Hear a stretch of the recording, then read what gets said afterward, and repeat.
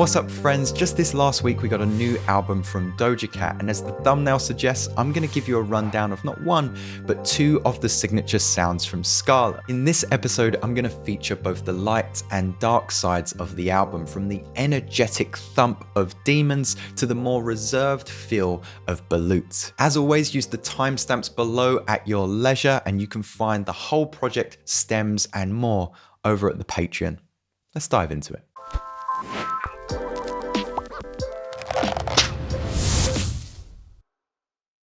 Definitely the most streamed song on the album so far is that of Demons, which dives in with its super distorted, energetic, saturated feel. But before we get to the processing of this song, let's look at the composition and arrangement. Now, there are some similarities between the two songs that I'm going to show you, one of which is that I've separated my music and my drums into two separate groups. This is what the music sounds like for Demons.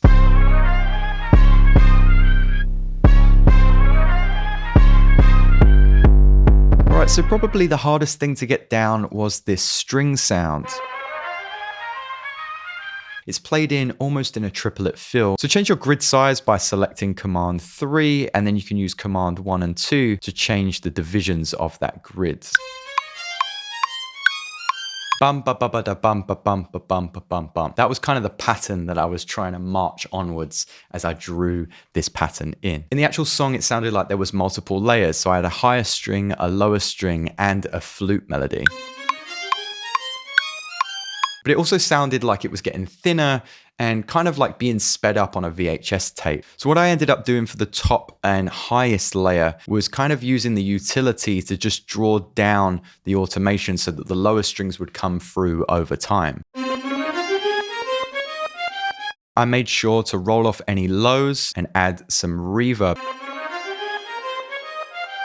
But as you can tell, the reverb cuts off because in the string group, I've got this utility at the very end, which makes sure that that sound cuts off straight away, as I didn't want any decay from the reverb. Moving further down, I've got Lifeline Console, which is just adding kind of that saturated and kind of tape feel to the sound.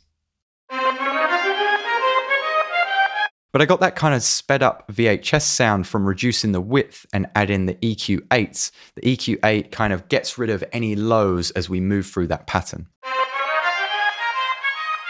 But utilizing Shapeshifter, which I introduced in my last episode, and RC20 combined gives me that kind of uncertain wobble. This section is kept pretty low in the mix for space of the 808. Now, I think the 808 in the track is the Pierre 808, but I've used the Murder 808 as they're very similar in their kind of saturation and timbre. Super simple pattern with just this little triplet fill at the end to give that stutter effect. Accenting the rhythm are these brass stabs. I had some trouble at the beginning because I was utilizing this brass stab sample from Splice. But really it sounded better just backing up the main brass stab, so I added some Valhalla vintage verb and rolled off any lows with the EQ8. So originally I used Ableton's trumpet section to create this sample, just rolling off the lows. But the reason I chopped it up as audio and didn't keep this semitone C sharp here was the fact that the sample itself sounded like it was pitched up rather than played on a MIDI keyboard. So I took that thing, resampled it, added saturator, chorus ensemble, so it kind of had that double track feel, and again rolled off the lows. Playing that alongside our brass section gives us this. And then by far the easiest bit of the project is just adding a very low pitch down piano. I added this rectifier saturator preset and just kind of played around with the bass and drive and took down a resonant frequency here to give us this sound. Nice and easy.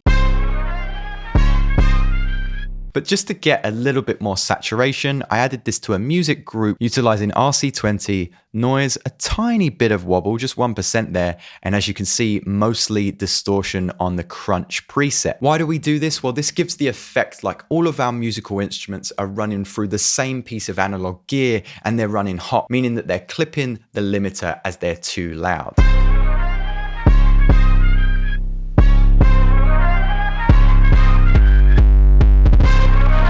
Now, another reason to keep that music group separate to your drums is so that the drums come through nice and bright. They definitely stand out in this track and they have a little bit of high-end sparkle.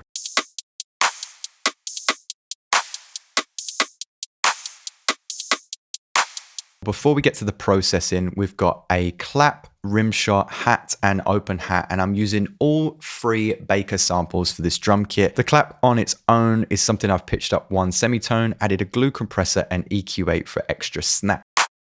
Underneath, I've taken a lower clap, and I think you'll like this technique. We've got the EQ8 to roll off any lows, and I'm using the vocoder to add a bit of noise. Because I noticed whenever that 2nd and 4th clap played alone, there was a little bit of noise present, but it wasn't coming from the open hi-hat. So we get this effect.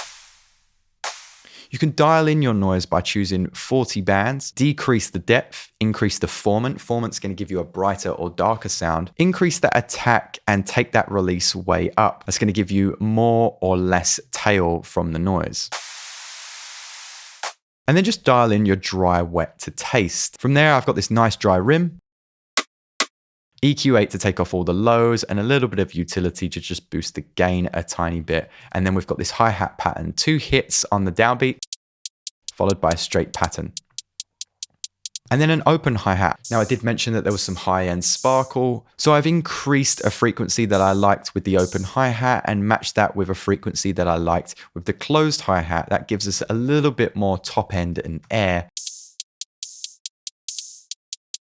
And for the first time with the drum group, I'm using Decap's knock plugin to give us a little bit more of a transient shaper effect with punch here, a tiny bit of saturation, a tiny bit of clip. With the glue compressor, attack down, release all the way down, and again, rolling out the lows because we're not using a kick drum with this group because we're just relying on the 808.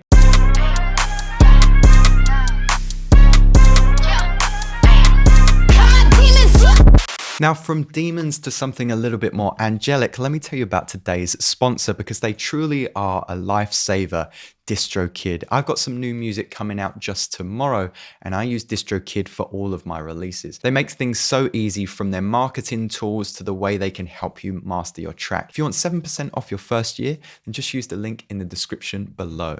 Let's get to Balut.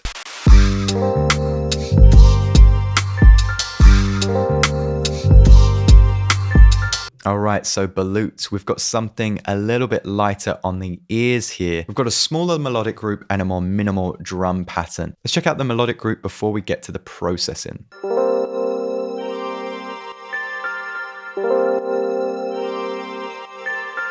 So we've got something very spacious here. Turning off the processing, starting things off with this kind of C7 sus chord. I might be wrong there. My music theory is not great. And we're using the electric. We're just dialing back the noise here and the tine, rolling off the lows as per with the EQ8. We go over to another E-piano preset in which we're using the guitar lead solo preset on the compressor to just pull out kind of the transient notes a little bit more, add in the delay and the Valhalla vintage verb with that attack turned all the way up, which is 20% mixed.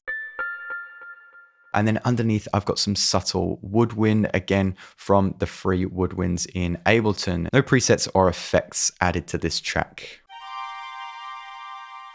And then finally, much to my dismay, we've got this E note here, which adds some dissonance and plays very quietly in the mix. So as you saw before, I'm putting all of these melodies into a melodic group apart from our bass.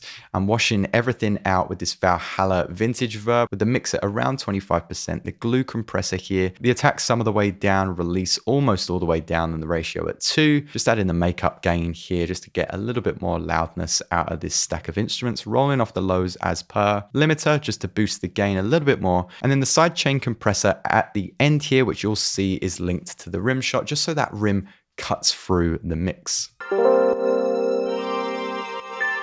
Now at the very top, I did initially use the Ableton open bass, which is absolutely free and there's not too much of a difference, but I do love the characters of the Ample guitars, as you've seen in so many of my episodes. So I'm using the Ample P bass with the preset Isn't She Lovely, and just keeping in some of the higher kind of fret noises here. I'm not rolling off the bass completely to give us this little free note melody.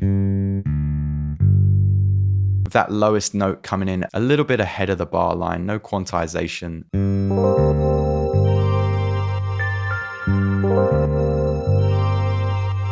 It's a very Dilla-esque loop here, and with the drums, we're not getting too much swing. We're getting a fairly quantized pattern that sounds like this.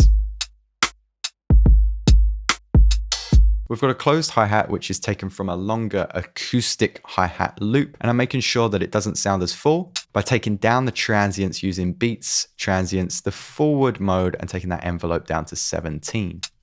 That makes it very staccato and leaves space for our open hi-hat at the end of 4 hits here. Haven't done any processing to this hi-hat other than rolling off the lows, keeping it kind of in keeping with the hi-hat above. We've got a very sharp rim shot here, no processing once again. And then a decap kick at the bottom, once again, no processing. However, our drum group does include drum bus, with the boom set to 60% and the frequency set to around 49 Hertz to give us that G note kind of tail of the kick drum, because I noticed that the kick was really boomy. No dampness reduced, but crunch and drive up a little percentage as well. And that takes our drums from this to this. So you should be able to notice the boominess of the kick there. That means everything together in this group sounds like the following.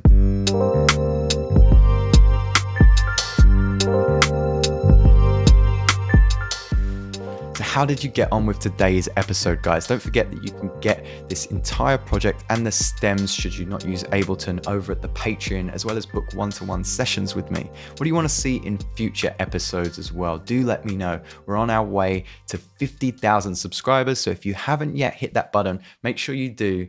And thank you so much for swinging by. I'll catch you guys next week.